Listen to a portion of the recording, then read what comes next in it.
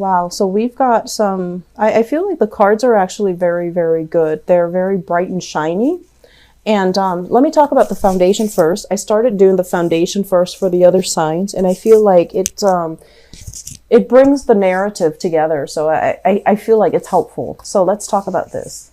We have here the 9 of coins and the 10 of coins. And this is also something going back to what I mentioned earlier about needing to catch up, waiting for your partner to catch up. They're not on your level. They're getting there. And I do feel like, you know, it's an abundance in numbers type of a relationship. So the 10 of Pentacles, this is kind of like building wealth. Two people who are financially, they're okay. And then combining the income together, they're riding high. They're able to travel together. They're able to explore and see the world. They're able to plan trips, and they're able to afford a lot of luxury items because of combined income. So you might be in a relationship with somebody where one person makes a lot and the other person doesn't make that much, but combined income, the two of you are doing really, really well. Make sure, I feel like one person might be self-employed, and I feel like, you know, they're okay financially on their own. But I just feel like this element here about whoever is making more money, you're not really keeping scores here. So if you're making more money, I feel like you want to compensate, you want to take care of your relationship partner, but it can also create a pattern. It sets like an unhealthy cycle. And you basically need to, you know, really sit down and kind of draw out a budget, draw out like a balance sheet, because over time, I feel like this can create a lot of problems in the relationship. And, you know, a lot of marriage counselors say that money is a big, big cause for divorces within couples or breakups as well. So you might need to balance this out. So for example, you know, have a percentage system. If you're making like 70% and the other person is making like 30, you know, make sure that your rent is calibrated or prorated so that it's fair for both parties. The person that is making more, they want to give more. And I feel like this might be you or your partner, but it just doesn't feel to me like it's fair. There is a fairer way to do this so that it doesn't cause discord in the relationship. Okay. And then likewise, I feel like this is also about, you know, creating a family, adding more members in the family, such as pregnancies, having children, getting married, stabilizing your relationship, like taking the relationship to the next level. And, you know, the natural progression of a relationship, having children, buying a property together, settling down together, and, you know, all of that.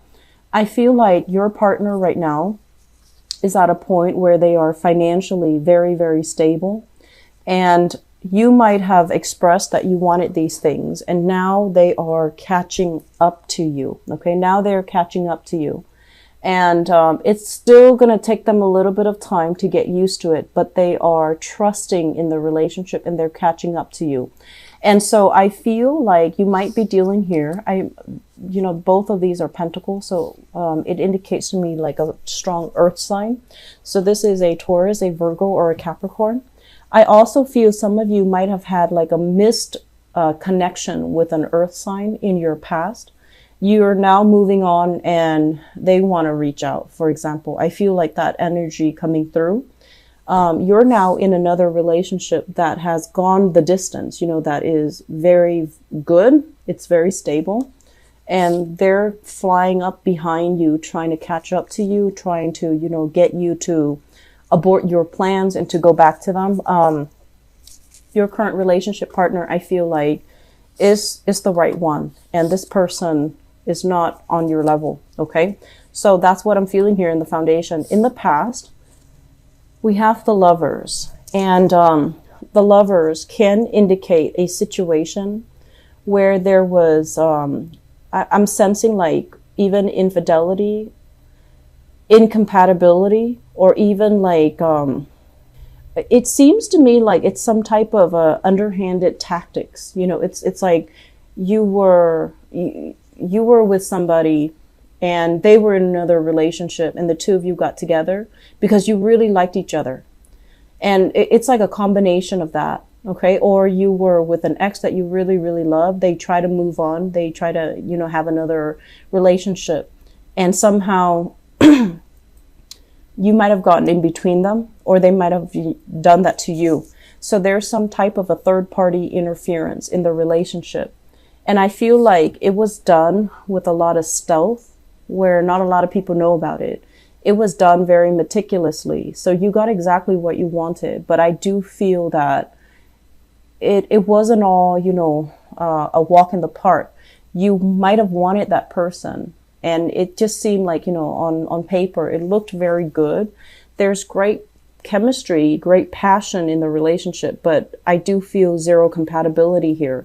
And so the relationship was very turbulent, on again, off again. It really corroded your self-esteem. When they left, you were like, rolled up in the fetal position crying. When they were there, they lit up your world. So I feel like the relationship itself was very emotionally charged.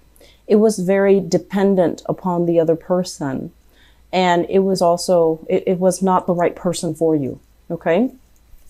And I feel like you had to do a lot of like, it's almost like a lot of compromise with that person, but they were very stubborn. And I feel like you kind of lost yourself in the relationship.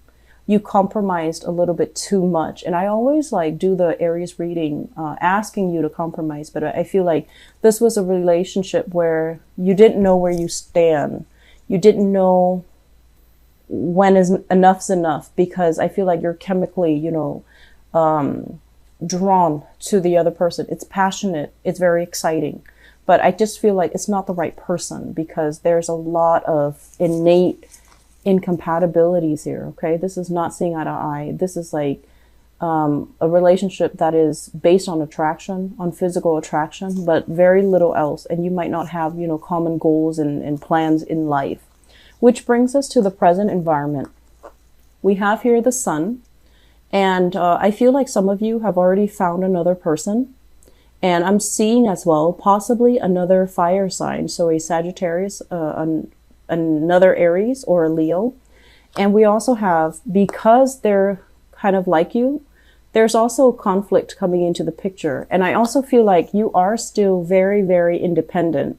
You have a partner that might be a lot more on the passive end. And so you want it to be exciting. You want it to be passionate and very, like emotionally charged as well. But I feel like this person is not really standing their ground, and this person is a little bit more passive. So just make sure that you can slow down your energy and not cause strife, unnecessary strife in the relationship. Just make sure that you don't nitpick over the wrong things, because I feel like they're a little bit more, they're not confrontational. They're not confrontational at all. Okay. So I feel here, if you have exes contacting you, just make sure you don't deal with them, because it's going to bring that up in the relationship and it's going to create trust issues. And I also feel as well, just be very patient with your partner, because it seems like they're afraid to talk to you. It seems like they're afraid of conflict. They're afraid of fights, and they're afraid of disputes, and they might not want to talk to you, or they might not feel comfortable talking to you because they don't want to get yelled at, or they don't want to get to aggravate a situation. So they're a little bit more on the passive end. Okay. But I feel like they treat you well. I feel like you're feeling quite happy in the relationship. And I just feel like they're not as independent. They're not independent of thought. They're not assertive, and there's something missing here. Crowning this reading, we have the Wheel of Fortune. And the Wheel of Fortune is basically things turning for the better, okay? It's in the upright position, so I do feel progress, movement, having a certain sense of like clarity regarding a relationship. And it is linked up here with an air sign. So we have here, this is an Aquarius, a Gemini, or a Libra, Sun, Moon, or Rising. When it shows up as the king, this is someone who's very, very intelligent.